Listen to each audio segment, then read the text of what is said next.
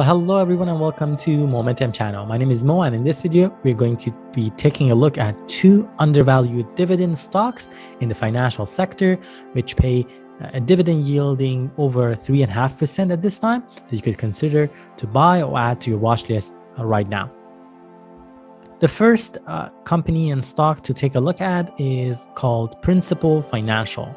It is in the financial sector, as we talked about, and more specifically, is in the life and health insurance industry. The Principal Financial Group is traded on NASDAQ, the ticker symbol PFG. As you see here from the screen, the company has a dividend yield of 3.67% at this time, which has a safety dividend score of 72, considering to be safe. The company's market capitalization is $18.4 billion, making it a large cap company.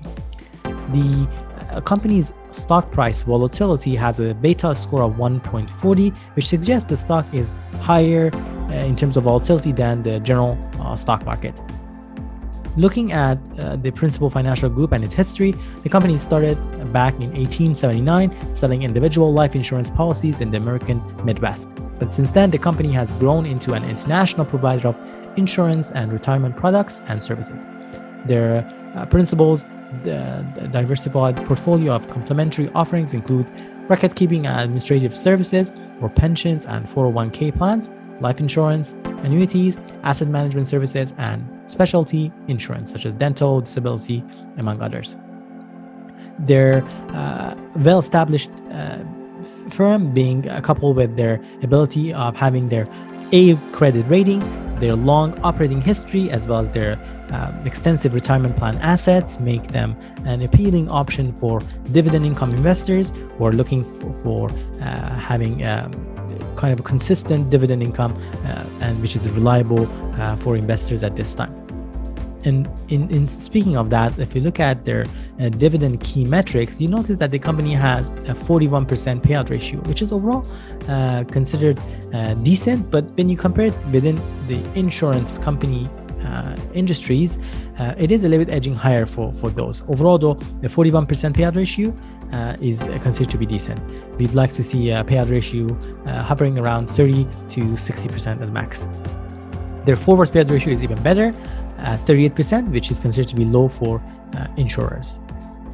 In terms of the company's performance during the recession of 2007-2009, which can provide some insights should that ever happen again in future, how that could impact the company, you notice that they actually decreased and cut their dividend during the recession time. So they actually cut their dividend during that time. Not probably the best news, but in terms of their sales, you look at during the 2007-2009, their sales was only down by 13.7%, which was considered above average growth during that time frame.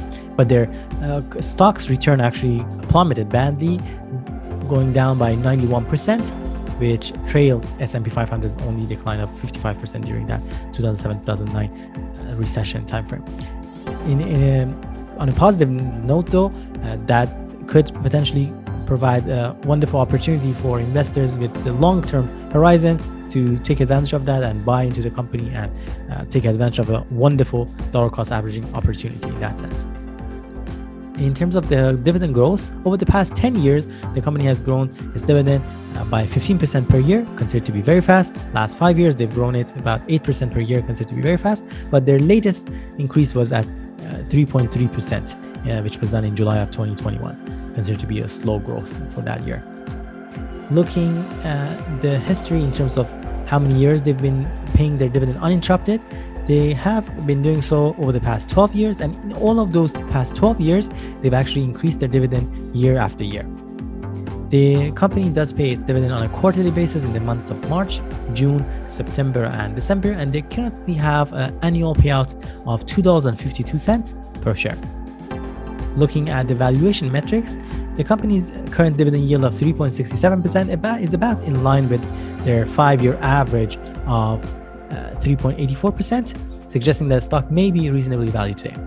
What's more, their forward price to earnings ratio, shown here as I'm pointing out, of 10.4 is about in line with their own 5-year average of 9.8. The market appears as a result to be valuing the stock similarly to how it has in the past, suggesting that the company and the stock could be fairly priced if you believe in its long-term health and prospects. If you compare their forward price to earnings ratio to that of the sector, though, you'd see for the financial sector, the forward price to earnings ratio is at 13.1. So for the principal financial, they have a better price to earnings ratio here. One thing though I would flag for you is the fact that they are actually trading at very close to their 52-week high price of $68.92, given their current price of $68.65 at the time of making this video, which is way higher than, of course, their 1 year low price of $38.25. It could mean that potentially, if you are a little bit concerned, you might wait for a little bit of pullback for the stock before you pull the trigger, or if you want to actually add to your positions, or even start a brand new position, maybe start that in steps and don't just buy everything at once. We're going to take a look at a number of other metrics to assess better how this company is doing in terms of their growth prospects, their sales, and return on equity, and etc. Looking at earnings per share, which is one of the important criteria that we want to see, and ideally we'd like to see the earnings per share consistently growing. You see a little bit of that story here, with the exception of there are years that you see a little bit of the pullbacks. For example, in 2015, their earnings per share was down compared to the year before, but they recovered from there in 2016. And there are years that they actually kind of grow extensively. So for example, between 2012 to 2013, the company's earnings per share grew drastically more. And you see, for example, this was actually the highest jump over the past 10 years. By 32%, they had the growth of earnings per share. If you look at the next 12 months, their anticipated earnings per share is at $6.62, which, if it holds true, that's the highest earnings per share amount that they've had in the past 10 years. That would translate into a 19% jump into their earnings per share, if that proves to be accurate in terms of projections. Number of shares outstanding, we would like to see a declining trend here and less number of shares by the company, which is actually the case. You see the last 12 months, they're showing 276 million outstanding shares, which is the lowest over the past 10 years. Number of sales, total amount of sales, we would like to see this growing. You'd see the last 12 months, they're showing $13.8 billion in total sales. It is definitely down from the 2018, 19, or 20. The highest in the past 10 years was at 2019 with $16.2 billion in sales, but still has grown compared to 2012, 13, even 14 and 15 if you compare to those years. Return on equity, which measures how many dollars of profit a company earns for every dollar that the shareholders have invested in the firm, they are showing to have a return on equity of 10%. And ideally for the firms in the insurance industry, we would like to see above 10%. In this case, they are exactly at that mark for the last 12 months. The highest that they've had in terms of return on equity was in 2017, showing 20%. And the lowest was back in 2011 with 7%. Looking at the stock price performance over the past 1 year as well as the past 5 years, the graph on the left, it shows you the return in the past year. The stock in the past 1 year is showing to be up by 67.97, close to 68%, which is remarkable for a 1 year return. The past 5 years, though, the stock is showing to be up by 30.46%. Now, if we move on, we are going to take a look at some projections in terms of stock price. First, we're going to take a look at analysts on TipRanks. There are 5 analysts covering the stock. 2 of them have a buy rating and 3 of them have a hold rating, giving this stock a moderate buy. The projected stock price in 1 year, the average is at $71.80, which, if that holds true, that shows an upside of 4.6%. The highest price target by analysts is at $76 and the lowest is at $67. We are also going to take a look at the analysts on Yahoo Finance. The 1 year price target, according to that source, is at $72 per share. And lastly, we're going to take a look at Simply Wall Street in terms of the fair valuation of the stock. According to the analysis done by Simply Wall Street, the stock PFG is currently 57% undervalued. Now, leave that to further analysis, research, because the gap seems to be very, very extensive, given the fact that the stock was also getting a lot of the crosses and not the pass mark from analysis check. But Simply also uses different algorithms and mechanisms to calculate the fair value, so keep that in mind. That's why we want to take a look at multiple different sources before we kind of decide. I hope you found this first company that we introduced of value to you, and the information I provided actually give you some invaluable insights. Before we continue to look at the second undervalued financial sector stock and review that, I have a big favor to ask you. We've put a lot of time and effort to make this video for you here on Momentum channel. I really appreciate if you can give this video a thumbs up. And of course, if you don't mind, I would love to have you on our journey here on Momentum Finance and Stock Investing, whereby we post every week several videos about investing and financial freedom. So don't forget to subscribe to our channel for more such videos. All right, moving on. The second company to take a look at is called Franklin Resources. It's available with the ticker symbol BEN, Benjamin Franklin, hence the ticker symbol BEN, which is smartly chosen. It is traded on New York Stock Exchange. The company does pay a dividend yielding 3.73%. It also has a dividend safety score of 70 and considered to be safe. From a volatility perspective, it is considered to be very high volatility with a score of 1.51. The score over 1 suggests the stock is more volatile than the general stock market. The company was founded in 1947 and is a global investment management business designed to help individuals and institutions achieve long-term financial goals. The company was named after Benjamin Franklin for his frugality and prudence when it came to saving and investing. The firm manages over $1 trillion in assets for individuals and institutions over 165 countries, although roughly 70% of their assets managed are tied to the US-based clients. The firm is well established and is poised to navigate the ongoing disruption caused by passive management. The company was also considered to be a large cap company, as we saw on the previous slide. From a payout ratio, in terms of the payout for their dividend and the amounts used for paying their dividend, it's at 37%, which is again edging high for asset managers, but as we talked about, it is considered to be decent overall between 30 to 60% threshold that we have. Their forward payout ratio though is actually more desirable at 33%. Their recession time sales between 2007 and 2009 was down by 32%, which was average growth during that time, but their stock actually was down by 71%, which was behind in that sense from S&P 500 decline of only 55%. The company has a trailing of paying a dividend for 40 years uninterrupted. In terms of their dividend growth over the past 20 years, they've increased their dividend 14% per year on average. Over the past 5 years, they've grown it by 12% per year, considered to be very fast. But in their last increase was in December of 2020 by only 3.7%. As we talked about, the company has paid its dividend uninterrupted for the past 40 years, and all of those years, they have increased it year after year.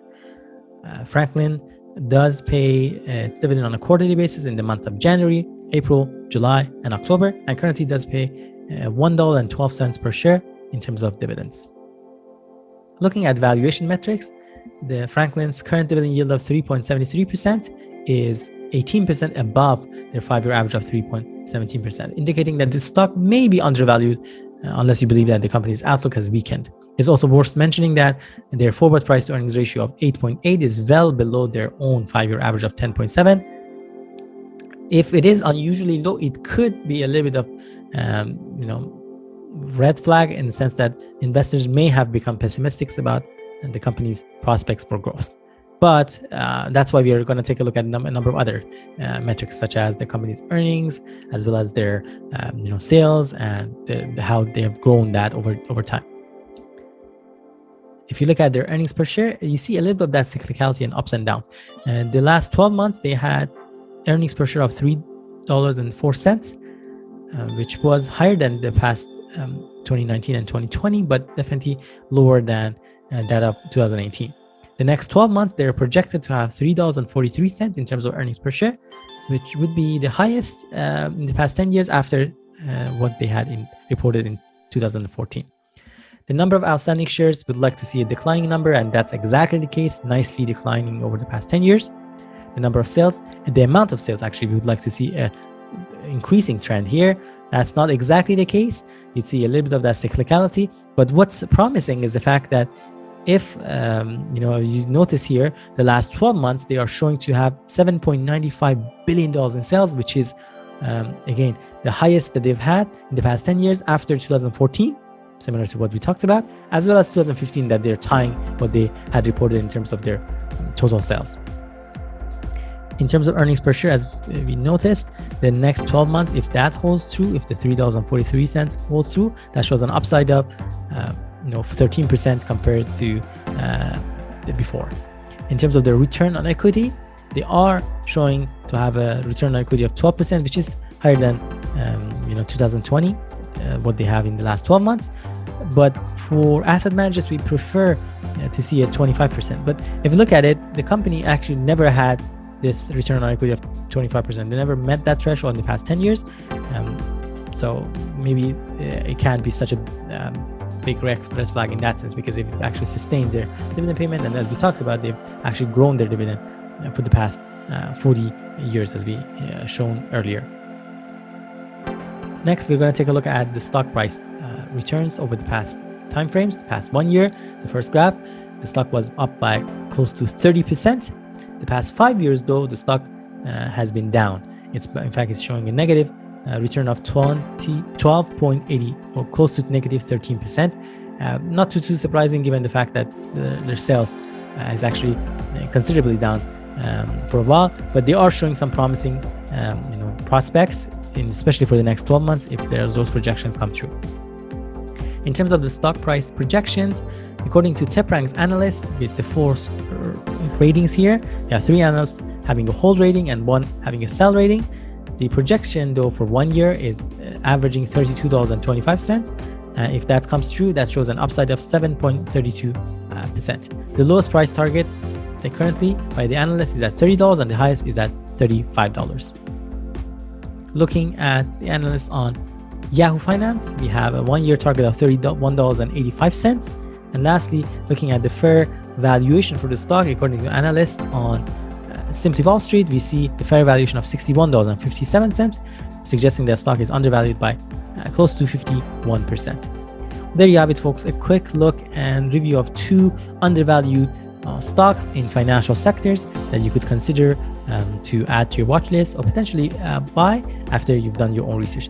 While we've done our extensive research here based on different sources that we pointed out, it is so important for you to do your own due diligence and research before you buy these 2 stocks, or any other stock for that matter, discussed on YouTube channel. But we hope that at least by walking through the way that we analyze the stocks and showcasing some of these undervalued stocks according to our analysis, hopefully it opens the way for you to kind of do your own research and find out whether this company or the companies discussed or shared are the right choices of investment for you or not at this time. We'd love to hear from you. Let us know in the comment section down below. Are you invested in any financial sector stock at this time? If yes, what stocks are you invested in? We would love to hear from you, so be sure to leave us a comment and share that with us. If you enjoyed this video and gained something of value from it, please give this video a thumbs up and share it with someone who might benefit from the video as well. And of course, kindly don't forget to subscribe to Momentum channel. Here on Momentum, we post every week several videos about investing, finances, and financial freedom. Thank you, and we hope to see you next time.